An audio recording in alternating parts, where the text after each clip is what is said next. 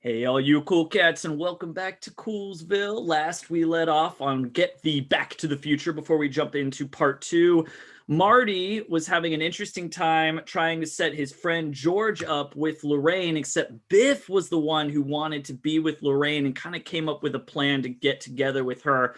And that says nothing of the fact that, Marty's from the future, Lorraine is his mom, George is his dad, and he has to get back to the future. Hey, that's where it came from. Okay, so we've got some extra things in there. The doc has a plan. It's going to be some type of lightning strike. It's going to be kind of weird. So we're just going to jump in with it and see exactly what happens from here on out.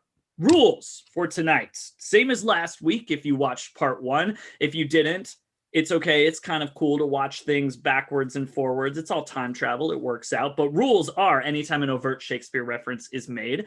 If you need a hint, our friend Olivia is back this week, and she's our Shakespeare Bible, so she knows all the Shakespeare references. So if you see her drinking, it's probably a good idea to drink.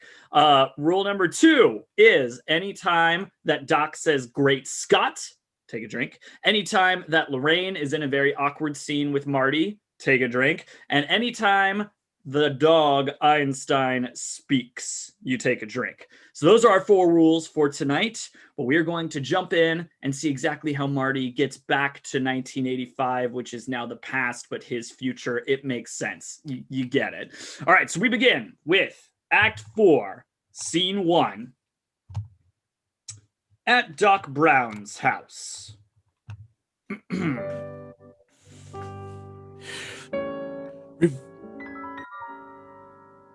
Reviewing this recording of the night that Marty brought them from 1985, I see myself caught under some distress, bewailing some unfortunate event and peradventure fearing for my life. My God, they found me. How, I do not know, and yet 'tis clear they found me nonetheless. Thus I say, then exclaim, "Run, Marty, run!" What people have instilled in me such fear? From whom escape? I wonder what I mean. This wondering, however, I must cease. To know the future's too dangerous, too powerful a thing for mortal minds. Methinks upon the tale of poor Cassandra. She was a prophet, knowing that would come. Yet she was doomed to never be believed. Her prophecies like noise fell on the ears of any who would hear her solemn words, and 'twere a clanging cymbal or a gong to be ignored instead of being heeded. The future is not ours to know, indeed, for if we knew the future, we would live to either bring it to fruition or mayhap to escape what it doth hold for us. In either instance, we upset the fates, the fateful knitters of our future days, the sisters who do hold the threads of life and make determination o'er its length. Sweet Clotho spins the fabric of our days, while wise Lachesis doth allot the yarn to finish. Athrope doth cut the cord, as death doth shuffle off our mortal coil. Let us not seek to know the future, nay, 'tis kept by those more powerful than we are. Enter Marty McFly, seeing Doc. Doc? Marty! I did not hear thee arrive. A fascinating implement, this thing which captures video to watch again. Pray, Doc, hear me. There's something I must say about the night we two produced that tape. Nay, Marty, tell me not. No man should know too much about his final destiny. Thou dost not understand, Doc. I do. I do indeed, and I should know too much of what will come. My own existence could endangered be, just as thou hast endangered thine. Dost see? Thou hast it right. Come, now, and see my plan, wherein I'll get thee hence unto thy home. Doc shows Marty a detailed model of Hill Valley.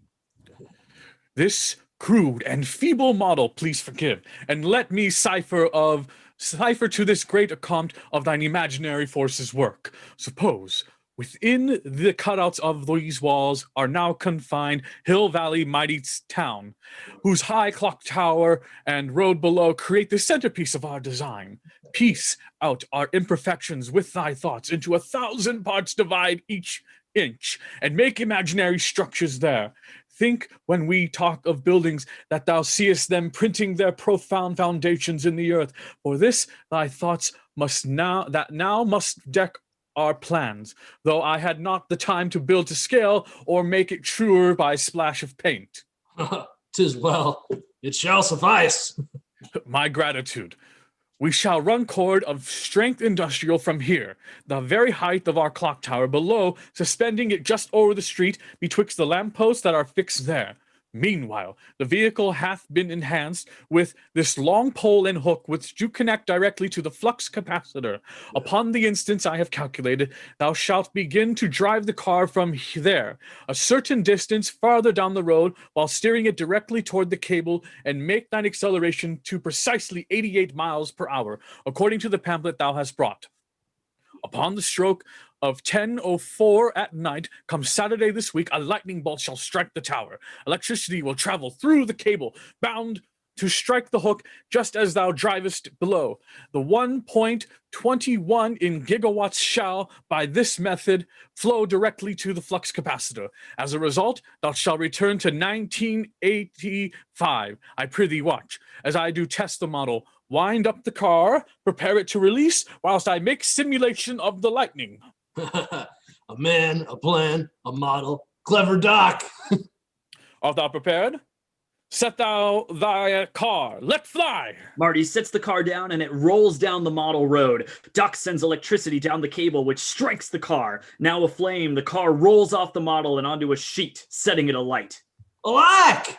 Shall my hopes go up in flame? This is a wicked portent by my soul, but little confidence thou dost instill. Doc rushes to put out the fire. Great Scott!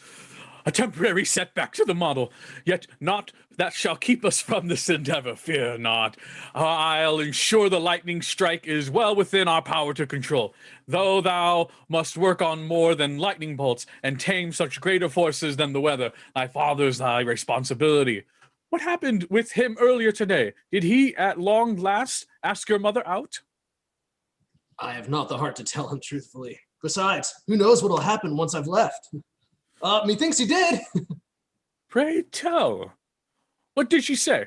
Someone knocks on the door of Doc's house. Doc peers through the shade. It is thy mother. Somehow come for thee. Let cover up the time machine. Anon. They throw a cover over the DeLorean. Doc opens the door. Whatever hell or heaven enters, come. Enter Lorraine Baines. Hello, sweet Marty.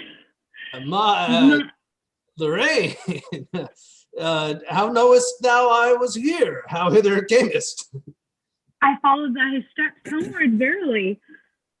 Forgive my manners. This is my man Doc, my uncle Doc Brown. Hello. Good evening. My manners, Marty, thou too must forgive, as I of thee a forward query make. Wouldst thou ask me to come with thee unto the enchantment neath the sea dance Saturday? My lie to Doc exposed in a trice. Why, what, no one hath asked thee already? Not yet. I dwell in possibility. Yet what of George? Thou meanest George McFly?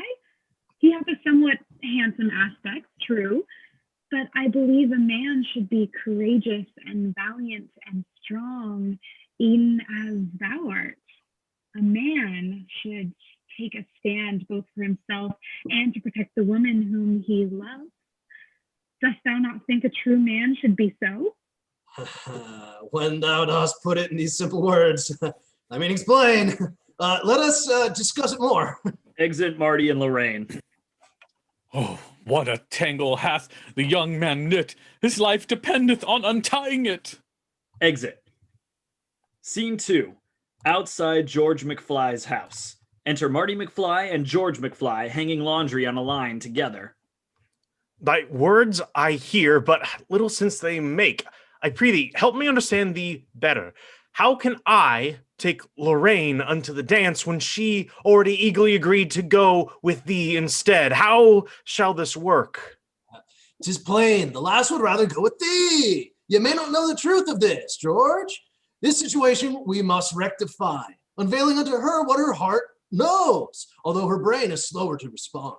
We shall show her that thou, strong George McFly, will fight for her, whatever foe may come. Thou shalt then take a stand both for thyself and to protect the woman who thou lovest.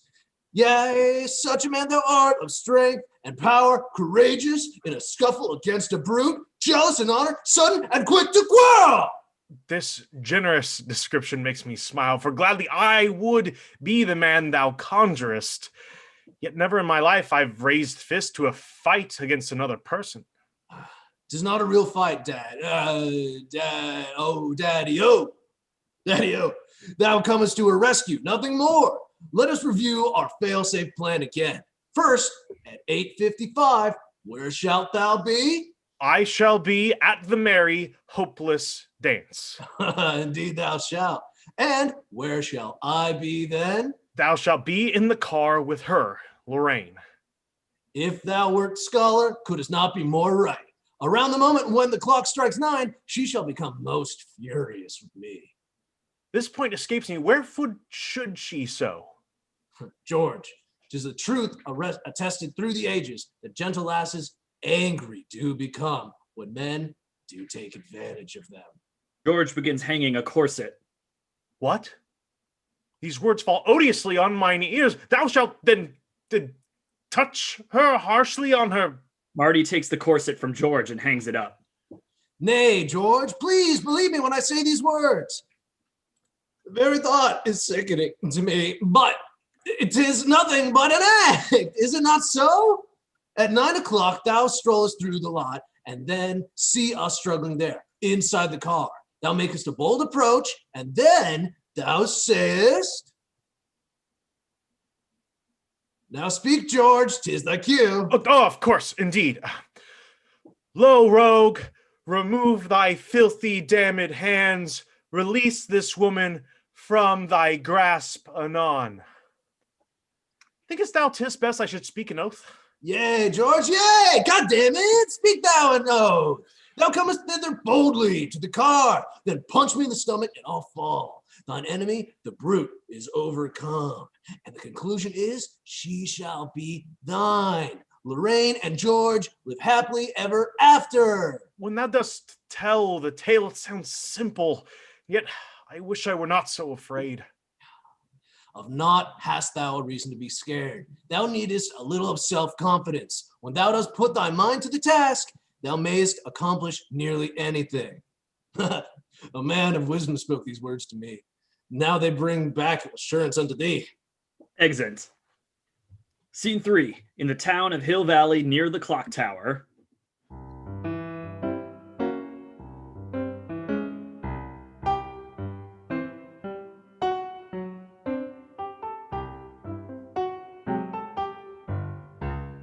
Enter 2 policemen. Good even, Sergeant Bradbury. How art thou? 'Tis well, Lieutenant Wells, thou art well met. How goes the night? Doth anything perturb? Nay, all is well, the evening calm as sleep. Methinks a storm is brewing, is it not? If so, a butterfly once flapped its wings. What meanest thou? Oh, understandst thou not? See, there's a special providence even in the fall. One small butterfly, forsooth, a butterfly who flaps its wings or dies, may have profound effect upon the future, and even upon the weather systems, yea. Huh. Is you of traveling through time that one may change the future by the past? Indeed. Presume a person travels back, say, 30 years before the present time, and maketh subtle changes thereupon. Not even a vast change, nay, not murder, theft, assassination, or coup d'etat. A simple change, like catching butterflies, or even something that doth touch the mind. What if the traveler, whilst in the past, did somehow give a person confidence they never had before? 'Twould change the world, at least the worlds of those directly touched. The person with the greater confidence would grow to be even more successful than they'd been before, creating an effect like water rippling from a single drop. Is this thy view? 'Tis far different than mine. I'd hear thee more. Canst thou explain to me? We shall employ thine own example, sir. Suppose A person from a future time who knew the music of their present day to travel back in time and share that music with those who, being 30 years behind, had never heard such strains. They would invent the very music that the traveler had come to fancy after 30 years. The past, in my example, is not changed, but was exactly as it had to be, anticipating every future time. Right, ne'er altered in the least. I see. So thou believest the traveler hath existed in the past, although they traveled from the future? Is this so? By mine own view, it is. Yet I would hear more of thine own opinion on the matter. Let us talk more, and then we'll find a snack. Past, present, future, always it is time for coffee and a donut. So say I. The two policemen step aside to talk more. Enter Marty McFly and Dr. Emmett Brown listening to a weather forecast on the radio. The weather in Hill Valley this night is mostly clear, with some few scattered clouds. Our lowest temperature tonight shall be no lower than the 40s Fahrenheit. Art thou most certain of this storm tonight? No cloudy show of stormy, blustering weather doth yet in this fair welkin once appear. When was it thou, a weatherman, didst trust to read the skies, much less tell the future? I shall most sorry be to see thee go. Thou hast given me a target for mine aims, a vital, noble goal I may pursue. Now I shall take the road less traveled by. That, Marty, hath made all the difference, even knowing I, in 1985, shall be alive to see profound success. My greatest labors ere come to fruition. One day I shall experience time travel, such wondrous expectation, by my troth. Alas, his words do strike my very soul, as if the man hath died once more just now. For he shall never know time travel's joy, ne'er eat the hard-won fruit that he toiled to grow. Methinks 'twill be most difficult to wait some 30 years before we two can talk o'er all that hath transpired these past few days. Most truly shall I miss thee, Marty, I. And I shall miss thee, too, more than thou knowest. Some message hides within young Marty's face. For all my knowledge, though, I cannot read it. Doc, hear me speak about what's to be. Nay, que sera, Sarah, as we agreed. Should I have information of the future, 'twould be extremely dangerous for me, even it thou hast not but best intentions. Remember, 'tis with these the road to hell is often paved. Thine aim, no doubt, is sound, yet still may backfire most disastrously. Whatever thou dost burn to say to me, I'll learn within the natural course of time. Marty steps aside. Good even, Dr. Brown. What are these wires? A weather trial of my own devising. It would be called a weather trial, too, as we discovered whether it shall work. What is this here, beneath this steely shroud? Nay, do not touch. I prithee, science 'tis, a tool for weather sensing specialized. Thou hast no doubt a permit for the thing. What dost thou take me for, an amateur? Come, hence, and I shall show thee what thou seekest. It'll bear the countenance of Andrew Jackson. Exit Doc with policemen. Doc shall not let my words of future time fall on his ears if spoken from my lips, and yet I must tell him what I sadly know. Another way, perchance, I may employ a letter.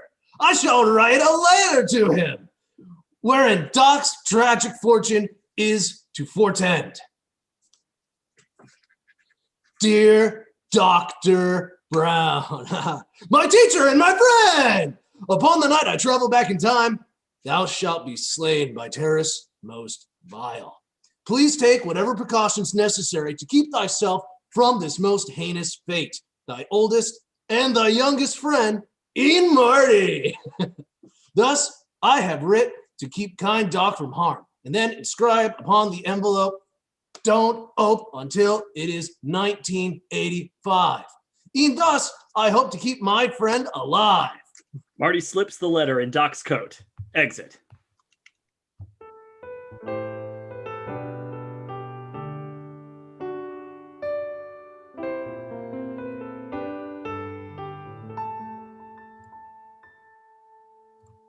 Scene 4. In Hill Valley High School, at the Enchantment 'Neath the Sea dance and outside the school. Enter George McFly, dancing. Enter Marvin Berry and his merry band, the Starlighters, playing music.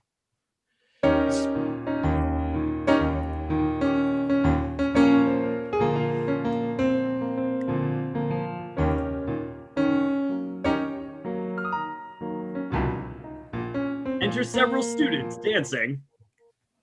This plan of Marty's brings me little ease. I was not fashioned a man of action, and have but little sense of schemes and ploys.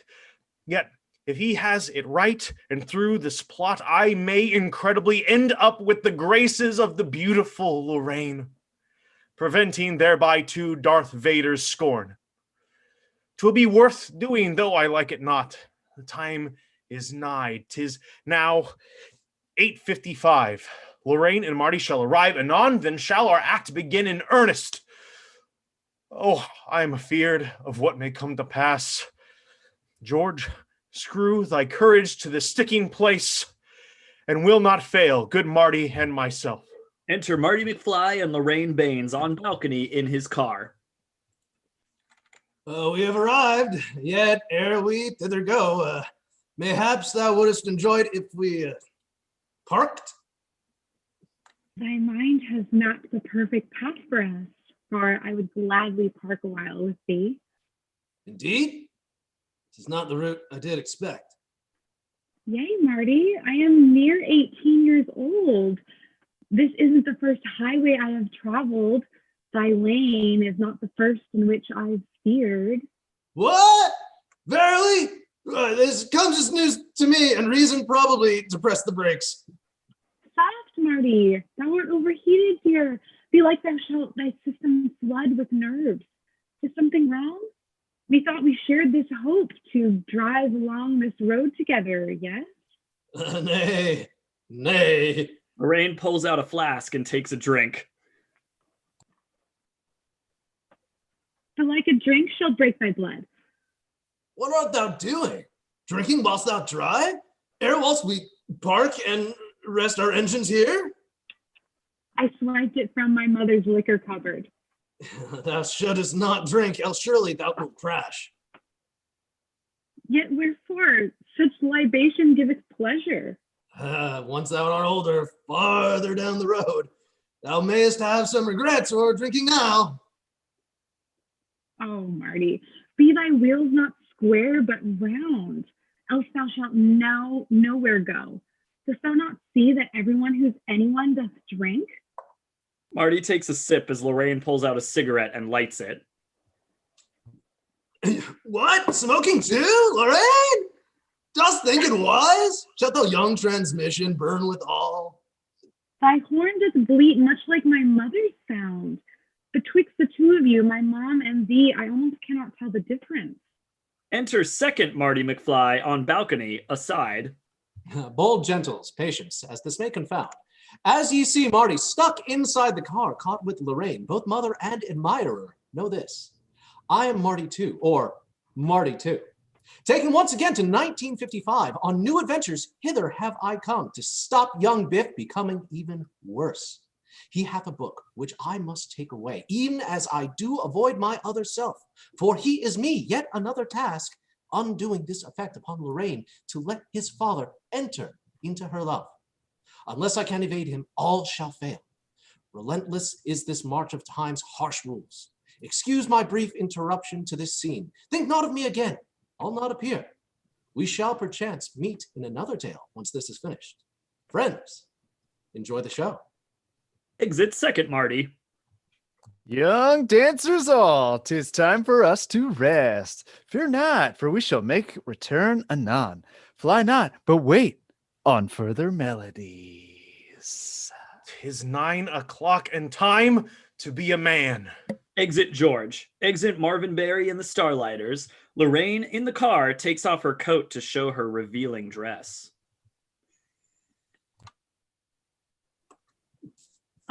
Say, Marty, wherefore thou so nervous art?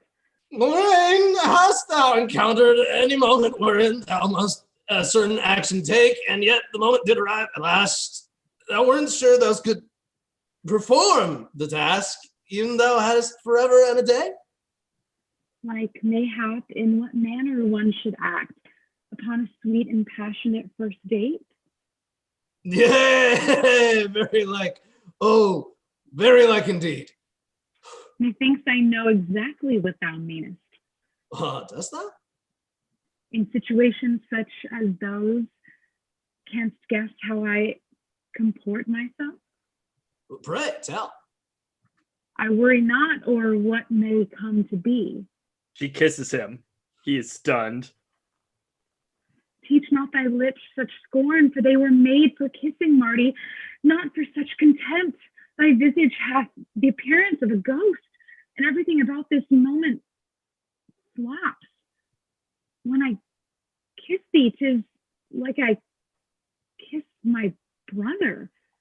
It feels not fancy-free, but filial. But like that maketh little sense to thee. Nay, 'tis more sensible than thou dost know. Enter Biff Tannen on balcony, approaching Marty's car.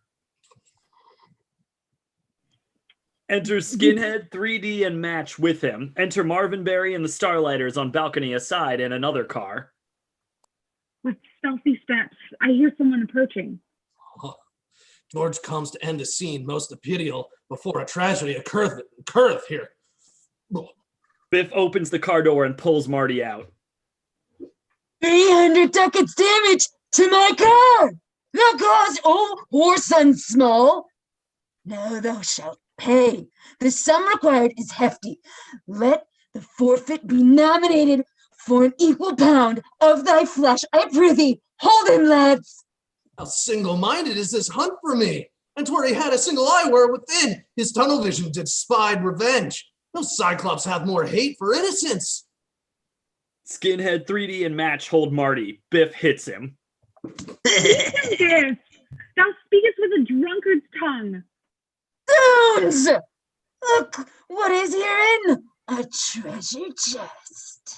Lorraine begins to flee. Nay, thou shalt stay and play with me, Lorraine. Leave her alone, thou base and brutish brute bastard! Take him around back coming on. This is no peep show for thy want nice. Match hits Marty. Skinhead, 3D, and Match bear him away. Biff and Lorraine struggle in the car. Hey, an open trunk! Let's put the knave therein! Sooth! A zany plan indeed. They throw Marty in the trunk of another car. 'Tis punishment for ruining my hair! One of the car's doors opens and a member of the Starlighters emerges. What dost thou to my car, thou wayward youth? Begone, thou musician, for this concerns thee not. The other car's doors open. Marvin Berry and the other Starlighters emerge. Who callest thou musician? Thou foolish. I don't have an alternate for this, so peck of wood? Take heed unto my voice. I shall not fight with dreadful people who live by the pipe. Whoa! Fly hence unto thy mama, ignoramus, ere I give thee a knock thou shalt remember. Exit Skinhead, 3D, and Match in fear. Assist me, please. I'm here, inside the trunk.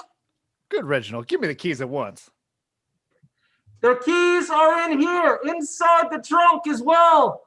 Say that again? Oh, would I heard it wrong? I said the keys are in here, inside the trunk. They begin working to set Marty free. Marvin cuts himself as the trunk opens. Oh, I have it now. Ah, fine, my hand. Oh, wondrous rescue, friends. Whose keys are these? In mine. I must depart. Ye have my thanks. Exit Marvin Berry and the Starlighters. Exit Marty severally. Enter George McFly on balcony. Car. The struggle goeth on inside. 'Tis time is 9 o'clock. The man is I. The destiny awaiteth by my troth. George opens the door to the car. Lo, rogue, remove thy filthy, damned hands and release this woman. Alas, 'tis Biff. Methinks thou hast the wrong car found, McFly. George, help me, please, if e'er thou likest me. Turn around and meekly walk away. Please, George. Art hard of hearing? Hey, McFly? Close thou the door, and thou may still escape. Not let this bully have his way, but summon all the courage I can muster. Nay, Biff, it shall not be. Leave her alone. Biff emerges from the car.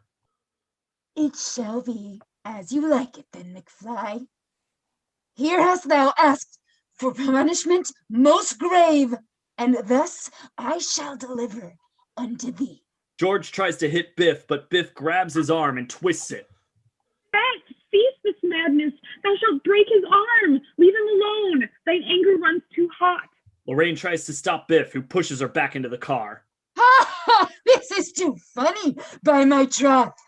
Villain, villain smiling, damn it, villain. That one may smile and be a villain. At least I am sure it may be so in high school, and here I am, the Arthur to his Mordred, the nervous David to his vast Goliath, the weakened English to the haughty French. I'll knock that smile from off his wicked face. My fist is like a pistol. Shrimps shall rise and make their mark, not be stepping mat. Rise, temper that I never felt before, to give this hateful man what he deserveth. Yea, here I go. I strike for every underdog. Enter Marty McFly on balcony hidden. George hits Biff, who falls to the ground, limp. My father, man of strength and valor too. Lorraine, say, art thou well? Wilt thou come with me? Ere now I ne'er considered George McFly. Ere now I never saw him in this light. Ere now I never witnessed his bravery. Ere now I never heard love's tender call. George helps Lorraine out of the car, and they exit together.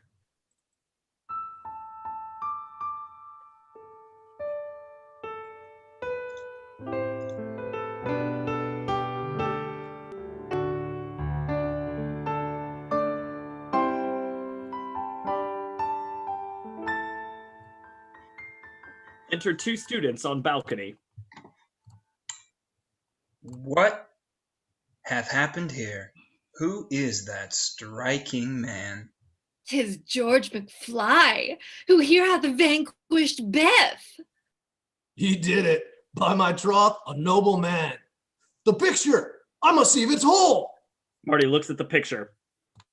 Alas, although George hath done the daring deed, the past has not yet been fully rectified. My sister's body halfway disappeared, and I am next, unless we make it right. What can it be that still holds them apart? Since George hath saved Lorraine from Biff's dark threat. Of course! My mother often tells the tale of how the two of them did first embrace at the enchantment 'neath the sea. Fly, Fee! Be certain of their love to save my life. They need to kiss to bolster their romance. The final matter calleth to the dance! Exit.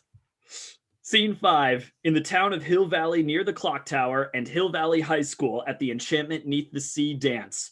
Enter Dr. Emmett Brown on balcony near the clock tower.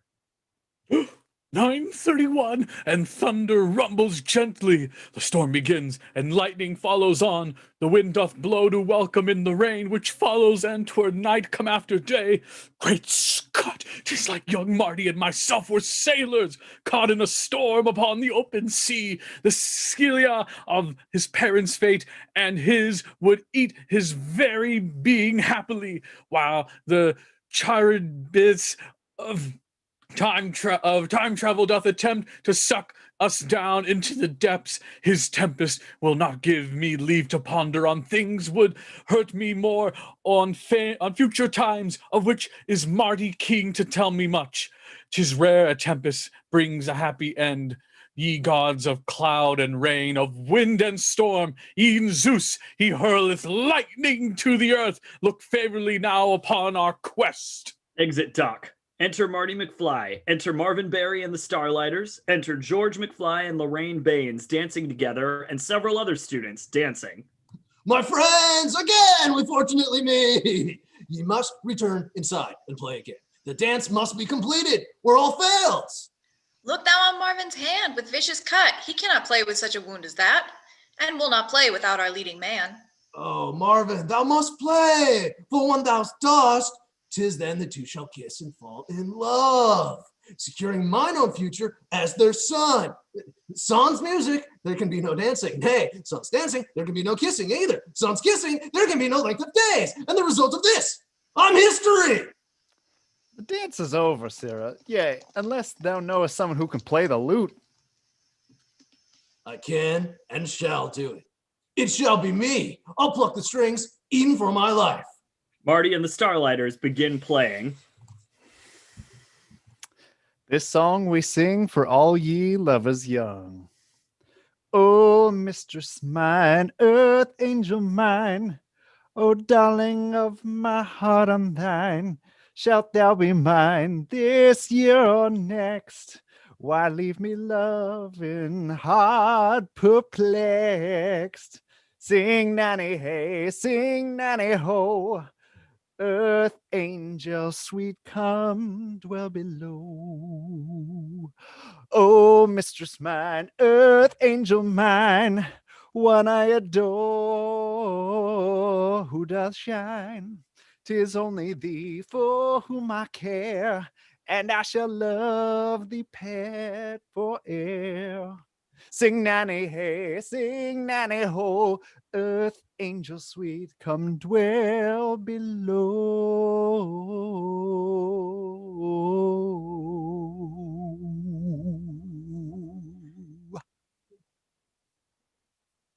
Thou kiss me, prithee? I know not, a certain shyness doth befall my spirit.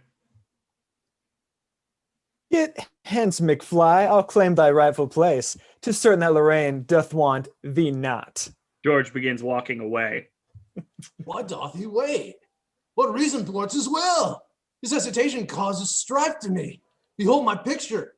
Now my sister's gone, and I begin to disappear as well. Alack, not only on the photograph, but my right hand.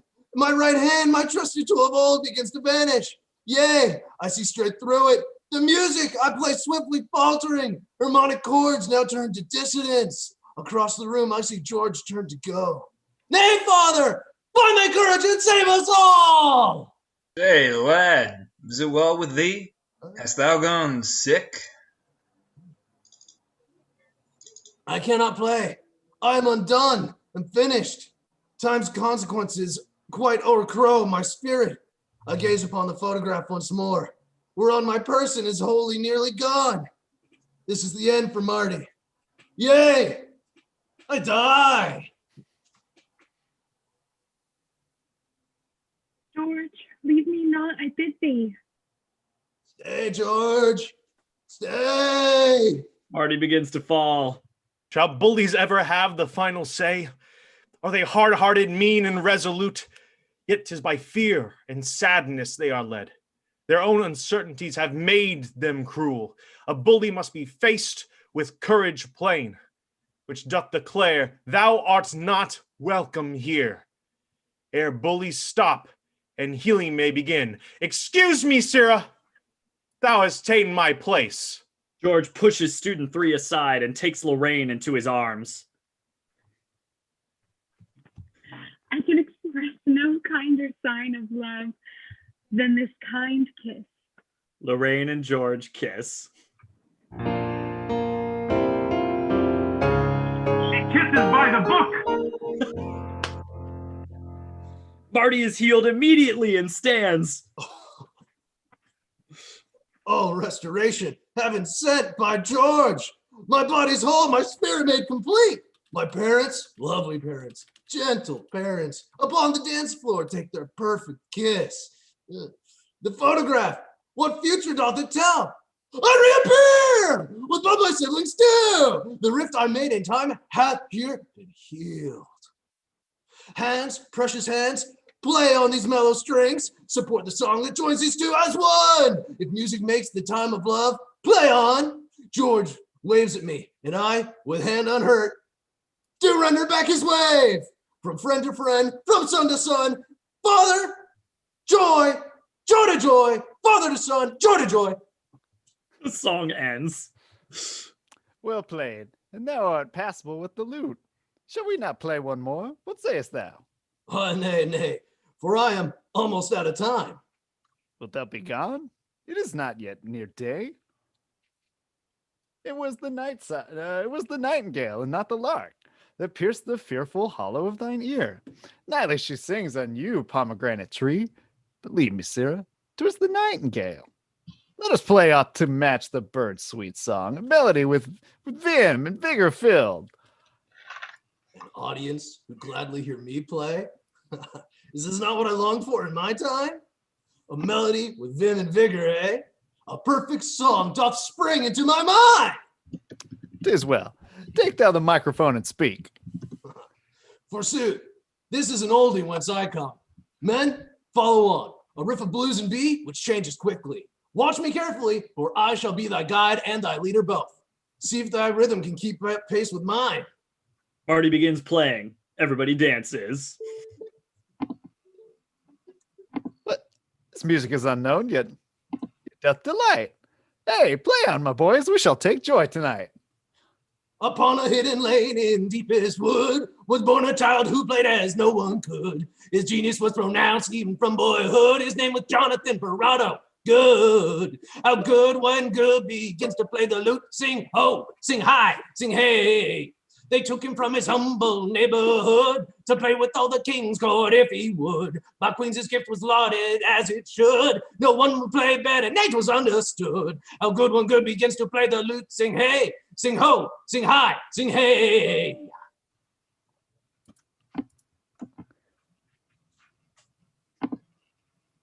Old George, I heard thou didst give Biff a knock. Well done, brave soul, for 'twas long overdue.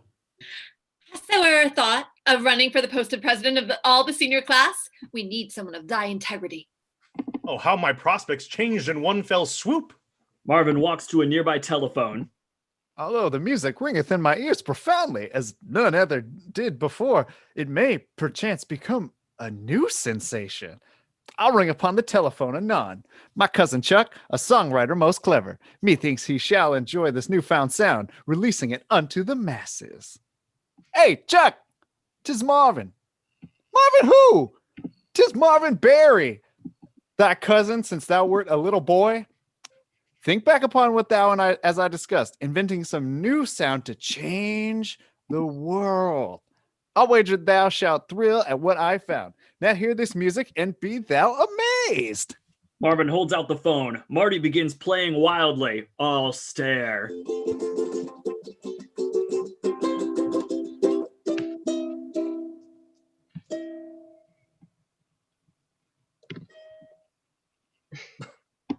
The future comes too swiftly hereupon. Apologies, companions, for this slip. For thy disapproving visages, I see thou art not ready for these sounds. Methinks the generation shall next be. The dance resumes as the Starlighters play again. Marty begins walking out and is stopped by Lorraine and George. The music was most interesting, Marty. Not good, nay, no, but interesting 'twas. Judicious are the words thy shy praise. Beg pardon, Marty, yet if thou mindest not, George asked if he could take me home tonight.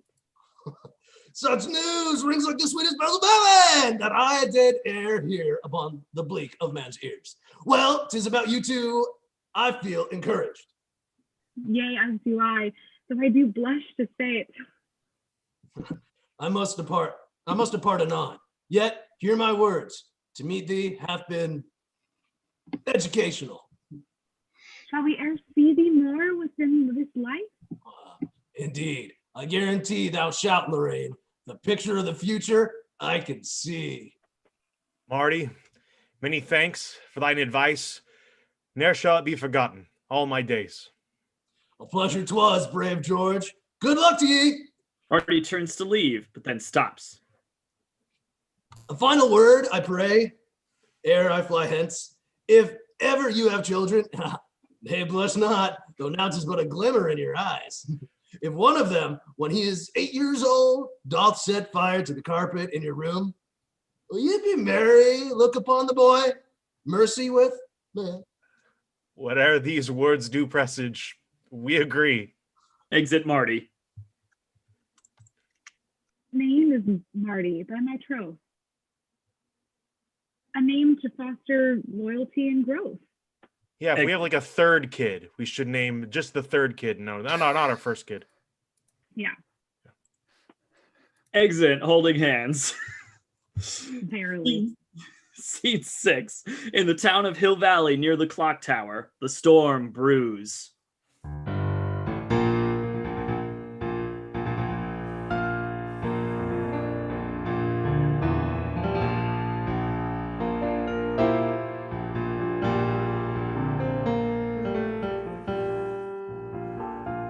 Enter Dr. Emmett. The time is upon us. Where's the boy? 9:56, and tell me, where's the boy? We fewer than 10 minutes. Where's the boy? The storm begins to brew. Damn! Great Scott! Where is the boy? Enter Marty McFly. Thou art late even for a most important date. Hast thou but little concept of time's rush? Forgive me, for I had to change my garb. Thou thinks I should go back in such a suit? Mine old man did the deed. The plan hath worked. Do tell. In just one punch, he laid out Biff. Game, set, match! All in a single blow. I never knew he had the inner strength. Ne'er had the man ever stood up to brutish Biff. Marty hands Doc the photograph. Photo is intact, thus all is well. Yet ne'erst thou sayest ne'er hath he done so? Nay, wherefore askest thou? What is the matter? What may a man with greater courage do than he hath done before? Time will tell. Pay it no mind. Let get thee back anon. First, let us set thy destination time. They open the door of the DeLorean. This readout showeth just when thou didst leave. Will send thee back upon the very instant. 'Twill be as though thou never didst depart. Thou must drive yonder past the bold white line, which I already painted on the street. It doth demark the starting line for thee. The distance most precise I've calculated. Given winds, sharp turns, acceleration speed, all retroactive to the moment when the lightning bolt shall strike the tower here. In minutes 7 seconds 22, when the alarm doth ring, depress the gas. 'Tis well thought out, as all thy schemes are, Doc. My words are finished. All is set in place. My thanks, sweet Doc. Thanks unto thee, my friend. Marty embraces Doc. I'll see thee once again in 30 years. Thus do I hope, most fervently. Fear not. And thou but hit the wire with this long hook whilst driving 88 miles per hour the instant that the lightning strikes the tower, and all shall be well, and yea, and all manner of things shall be well, forsooth. Marty sits in the DeLorean. Doc notices the letter in his pocket. Wait, what is this? What words are written here? Oh, not until 'tis 1985. What meaneth this? Find out in 30 years. These works speak of future, do they not? 'Tis information of our days to come. Oh, Marty, heardst thou not of what I said? What if the Trojans knew the Greeks' deception? How might the destiny of Troy have been changed? What if the Hun had known the future, What greater conquest might have achieved? What if bold Caesar knew what was to be? Like his empire still might reign today. Did I not warn thee of danger, lad? The consequences could be most disastrous. The risk is one that must be taken, Doc. Thy very life dependeth on the risk. Doc begins to Nay, rip I'll open the bear letter. not the responsibility. In that case, I shall tell you here and now. Lightning strikes a nearby tree. It falls on Doc's cord, knocking it down. Great Scott! The cord we need hath come unplugged. No more future speech. Take thou the cable, and I shall throw the rope to thee. Indeed. Doc ascends the clock tower, climbing to the balcony. The storm grows louder. How high this tower is above the street. How many gears do work their steady task. I am afeard, yet have no time for doubt. Upon the precipice I deftly walk. The lightning burst, a gargoyle's face, alack! Whatever science frightening is this? Can't hear me, Doc?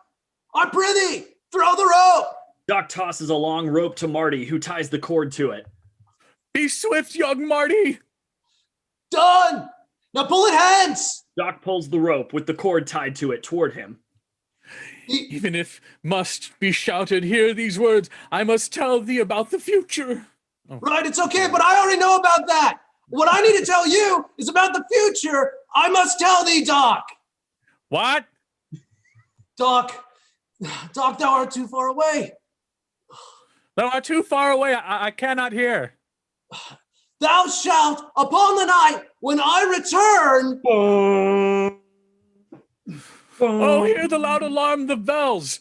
What tale of fright their turbulency tells. Oh, Doc is affrighted so. I fear he'll fall. The clock strikes 10 o'clock. Thou must depart. No more of yelling words I cannot hear, but 4 mere minutes stand betwixt thee and the possibility of thy success. Behold the time and fly, ere 'tis too late. Marty gets into the DeLorean and drives to the starting point. I'll see thee in thrice, and then no more, until some 30 years have wandered by. Godspeed! Yet while I wait, I have a task. I must connect these cords, and all this work. Near doth one dangle opposite the face, as if taunted be must, just out of reach. My face and body must traverse the clock to get the cord connected once again. Alack, my foot doth slip, I nearby fall. Pray, get a grip most literally, Doc. Walk carefully. Each step means life or death. The clock face and mine own face now face each other. The two faces join together for a kiss. The kiss of cord to cord and plan to feet. Here I stand at the starting line, prepared! The hook I'll raise to catch the lightning's power. Yet how shall I save Doc? What shall I do? The storm kept him from hearing my report. Damn, Doc! Why dost not tear up the letter? Why tear up thy hopes of living into pieces? Why tear up thy future from a better path? Why tear my heart? What shall lose thee once more? Wait. If I had yet more time. It's all! Yet wait what words I do issue from my mouth. I have a time machine. All the time I'll ever have been, but if I need make it mine. 'Tis simple. I shall ere return, that I may locate Doc and give him warning. 10 minutes should be all I need, forsooth. Whole nations fell in less time than that. I shall reset the input. 'Tis done. The circuits for the time all function well. The flux capacitor, it fluxeth on. My engine running. Let the plan proceed. The engine of the car dies. Nay! Thou canst fail at such a time. Alas, I fall again. The ledge doth break, for 'twas not made to bear bearing human weight. First face to face, O clock, now hand to hand. It takes its hand to saveth myself from death. The alarm clock in the DeLorean rings. Oh, fie on it! Start, thou damned gray machine! This ringing is Doc's final signal to start.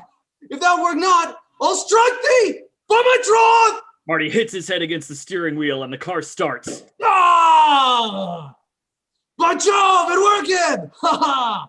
Feet press the gas and start the journey homeward presently!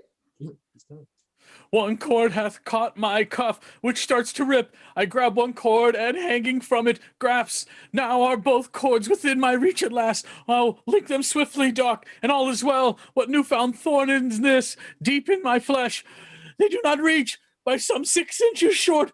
Pull, pull, give me the slack I need, I beg. Aha, 'tis done. The span now long enough now, yet the act is not sans consequence. Forsooth, another pair is torn asunder. Below me by the sidewalk hath the cord which first was trapped beneath a falling tree.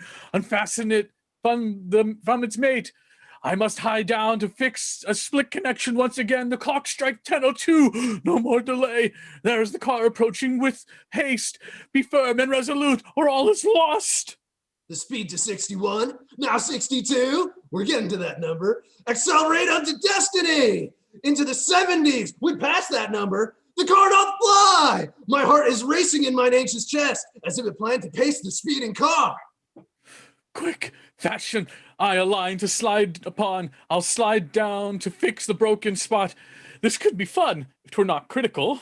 Doc hangs a wire on one clock hand and slides down the wire to the ground. There's Doc, and doth he still repair the cord? Fail not, brave scientist and treasured friend. My 88 miles per hour? Achieved! 'Tis set!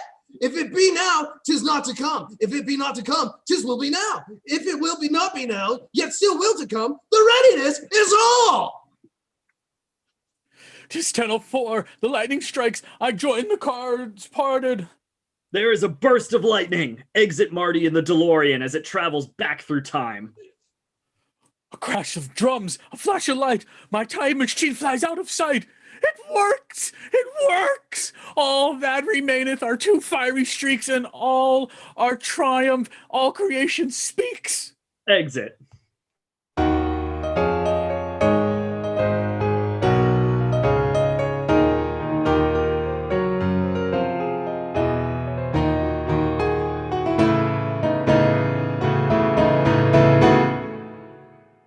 Act 5, Scene 1. The year 1985. Hill Valley, near the clock tower. Enter Marty McFly in the DeLorean with a drunk man aside, sleeping. He wakes. And what's he now that says I play the drunkard? For here's one, son by his cup, who then behind a wheel did choose to ride, to drive whilst drinking. 'Tis madness vile. Exit man. Marty opens the DeLorean's door. I see around me all the marks of home. Red hair, the drunkard passing by my path. Our theater which shows naughty shows. The whole town filled with litter as I know it. Hill Valley, by my drug, my perfect home. 1:24. I still have time for Doc. Straight to the mall where I shall rescue him. Marty tries to start the car, but it will not start. The engine started not. Oh no, the day! Enter two Libyans passing by in their van. To victory, my brother, and revenge! Exit Libyans. The Libyans. Alas! I am too late! I shall enter the mall, make my way by foot, and peradventure still may beat them there. Marty runs to the mall. The sign says Lone Pine Mall, not Twin Pines. Strange. Have all my memories changed? Enter Dr. Emmett Brown, second Marty McFly, Einstein, and two Libyans. Justice 'tis. Libyan 1 shoots Doc. Nay, bastard base! Why bastard? Wherefore base? The scene plays out as before in pantomime with Marty watching. Doc slain again before my tardy eyes. Say, nay, say it's not so! A fate so unfair! A scene entire is acted out once more. Yet now I am become the spectator. How close I came to death now I may see. Though in the moment, rush, I knew it not. How chance did intervene to keep me safe, lest I should share a tragic end with Doc. The time machine, I see it racing off. I only wanted to escape. I had no notion of the adventure I would have. The DeLorean disappears in a flash. The Libyans, surprised, crash their van into a photo processing booth. Oh, the chase is o'er.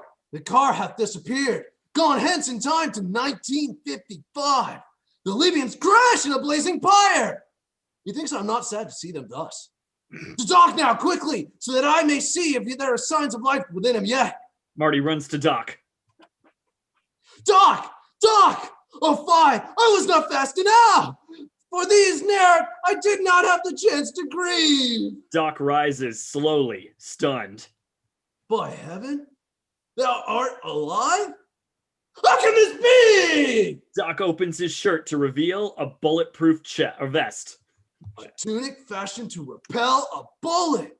How dost thou know the danger thou wouldst face? I never had the chance to counsel thee.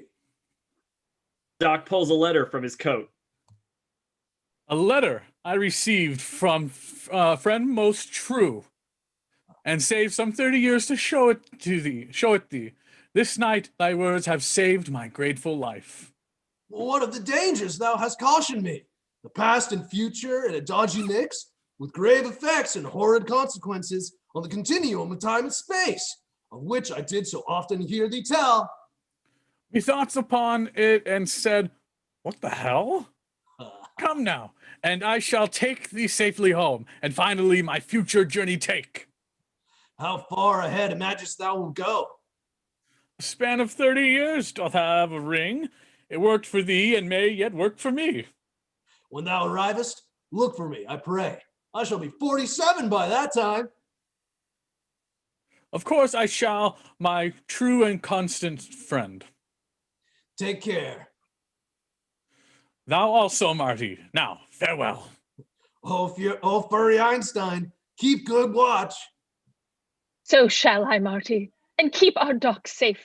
My bold and playful canine spirit trust, for I am man's best friend.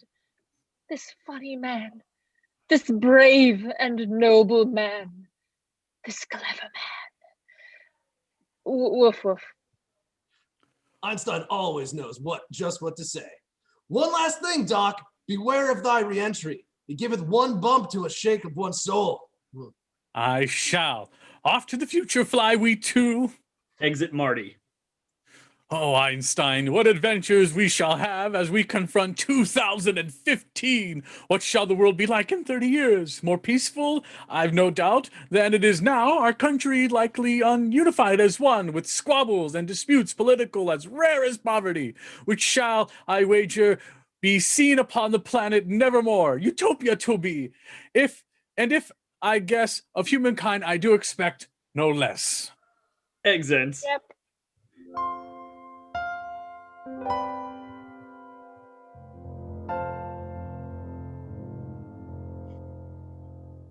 Scene 2, at the McFly house. Enter Marty McFly, awaking. Ugh, the sleep of 7 bodies I have had, so soundly rested like I never knew. The pleasure of a full night's sleep until now. The clock doth tell me 'tis 10:28. I've slept so late I've nearly missed the day. What strange remembrances leap into my mind. The sudden jaunt to 1955. My parents young and very life at risk. My good friend Doc and Doc friend, first killed and then alive. My troublous dream this night doth make me sad. He walks out of his room and sits on a stool in the kitchen. What is this furniture I see herein? We do not own such fancy, costly things. Enter Dave and Linda McFly, both dressed nicely. I prithee, Dave, when Paul doth call on me, wilt tell them I work late at the boutique? Sweet sister, I am not thy secretary. And what of Greg or Craig, who just hath called? Thou must be more specific. Greg or Craig? I do not know. Thy boyfriends count that less are. Hello? What is this scene you two do play? 'Tis breakfast, nothing more and nothing less. Hast thou once more been sleeping in thy clothes? Indeed.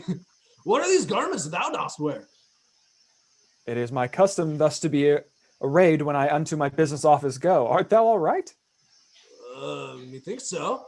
Or shall be. Enter George and Lorraine McFly, holding tennis equipment. I'll wager thou must grant me a rematch. A rematch? Wherefore, dear, say, didst thou cheat? Nay, sweet one. Well, hello. Good morning, all. Marty falls to the floor in surprise. Sweet mother, father. Didst thou hit thy head? Oh, art thou well, my gentle youngest child? You two look wonderful, Mom, and so thin. My thanks, good Marty. Oh, you rascal, George. Good morning, sleepyhead. Ho, Dave and Linda. Good morning, mother. Greetings to you both. I nearly had forgotten, Brother Marty, your girlfriend Jennifer hath called on thee. She is so dear, alas. I like her so. Is not tonight the night of thy big date? What hast thou spoken, mother? I shall say again, are ye not headed for the lake tonight? Thou hast been planning for a fortnight's span. Did we not speak about this, mother dear? How shall we to the lake? The car is wrecked. 'Tis wrecked! What is this wrecked? What happened to it? When hath this awful accident occurred? Be silent, all the car is surely fine. Why am I ever the last to know such things? Enter Biff Tannen outside, waxing the McFly's car. Behold big Biff, who waxeth presently. Take careful heed unto my words now, Biff. We shall have 2 full coats of wax this time, not only one as thou hast done before. The second layer I'm just completing. Biff, nay, on none of thy dissembling words. Good Sir McFly, apologies I render. I should have said the second was just started.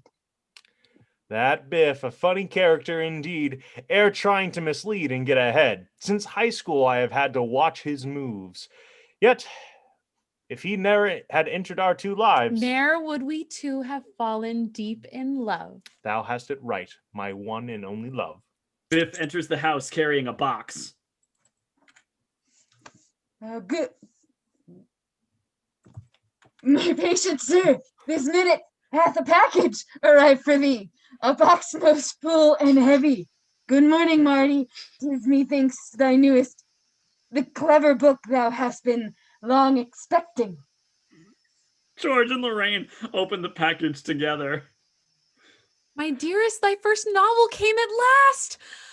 A Match Composed in Space by George McFly. 'Tis like the simple words I ever say. When thou dost put thy mind unto the task, thou mayest accomplish nearly anything. Biff hands Marty a set of keys. Good Marty, take the keys thou shalt be needing. Thou art all waxed and ready for this evening. Exit Dave, Linda, and Biff. George and Lorraine stand aside while Marty walks to the garage. He opens the door to reveal a black truck. Is all my dreaming suddenly come true? Enter Jennifer Parker. Shalt thou give me a ride, thou handsome man? My sweet Jennifer! Thou art woman, thou art women, thou art the first. Intelligent, to put the wise to shame, good humor, rival with education and wit, compassion as would move a saint to tears, and thy beauty would make e'en Helen green. How I like a balm upon my weary soul, the sight of thee doth fall upon my eyes. Within thy smile I see our future plain, our wooing whilst our fervent youth remains, our courtship while we both are budding scholars, or romance growing with the passing months. My Jennifer! When trouble comes along, disrupting the skilled pilot of our love, thou shalt, as if were a captain brave, steer us calm to calmer seas and safer shores, wherein our love may dock with confidence. Thou shalt create a bargain with Poseidon, employing all the tools of navigation, forgiveness as the compass of thy heart, unending grace as the active rudder sure, and love that serves as the ship and mast and hull, the vessel that doth keep us always safe. Kind Jennifer! We shall support each other through all the trials of the turning world! Sweet Marty, such a speech and such a welcome. Thou lookest on me as though I'd hid from thee, and in full 7 days hast seen me not. So have not I, at least. 'Tis it so to me. Love, art thou well? Does all proceed aright? George and Lorraine wave at Marty and exit. My parents whole, my life somehow improved. Yeah, everything is wondrous to the extreme! They kiss. Enter Dr. Emmett Brown, strangely clad, arriving from the future in the DeLorean. Oh, Marty, thou must voyage hence with me. Where shall we go? Once more, back to the future. Doc rummages through a trash can. What art thou doing? Doc, what is thy plan? Some useless refuse must I use anon. Thereby I shall fill Mr. Fusion up, that I may have the necessary fuel home energy reactors useful are. I pray thee, quickly climb inside the car. Nay, Doc, I have but lately here arrived.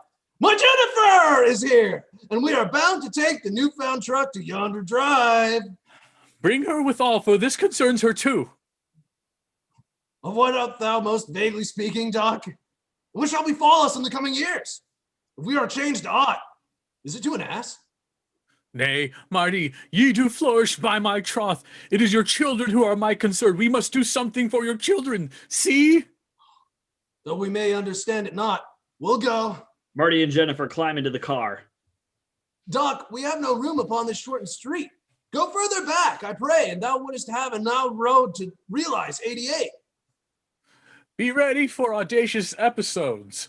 Wherever we go, we have no need for roads. The DeLorean rises into the air and flies away. Exit ominous.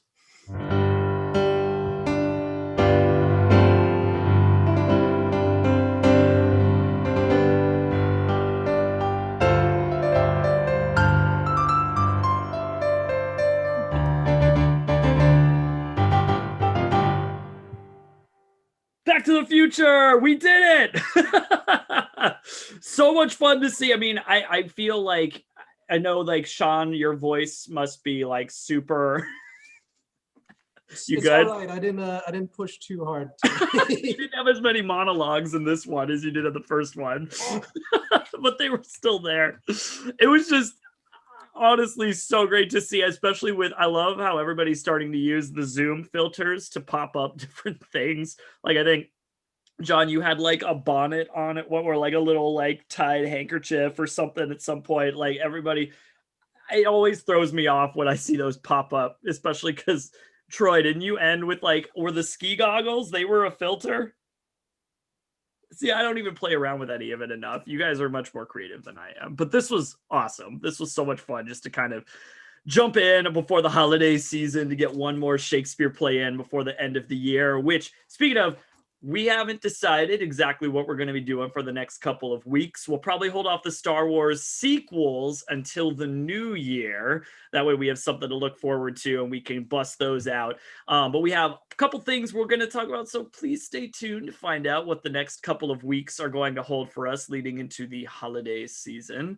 But thank you once again to all of our cast members for coming through on this journey with us. You guys are amazing and talented and beautiful, and I love you all.